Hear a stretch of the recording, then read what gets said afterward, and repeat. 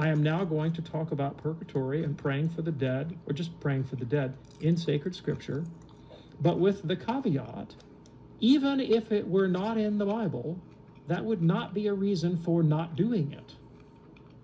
Because we also know about praying for the dead from sacred tradition, which is divine revelation.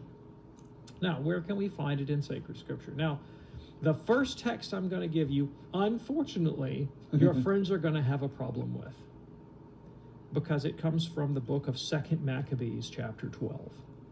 Now, write that down, 2 Maccabees 12, because there is clear, unambiguous testimony to the practice of praying for the dead in 2 Maccabees, chapter 12. Now, the reason that your friends are going to have a problem with it is that their Bibles do not contain 2 Maccabees chapter 12. Mm-hmm. And so that throws us back again on the problem of sacred tradition. Why don't they have 2 Maccabees in their Bible? Well, the short answer is Protestant tradition took it out. But why did Protestant tradition take it out? Because it gave evidence for praying for the dead. You see the conundrum that we're in? Yeah. So and the Bible that the apostles used contained 2 Maccabees. The Bible that the early church used contained 2 Maccabees. The Bible that Protestants use does not contain 2 Maccabees, which they removed because it endorses prayers for the dead. So here is the situation. Find something in a biblical book I don't like, throw out that biblical book. That's what the Protestants did.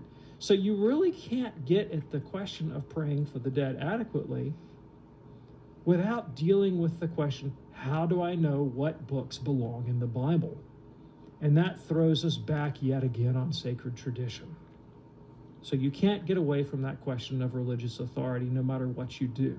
Now, there is also New Testament witness to the practice of praying for the dead in 2 Timothy chapter 1, verse 16 and following. All right? Paul prays for his friend Onesiphorus that God will grant mercy to him in the final judgment, right? And the clear implication of the text is that Onesiphorus is dead. And St. Paul is praying for him, right?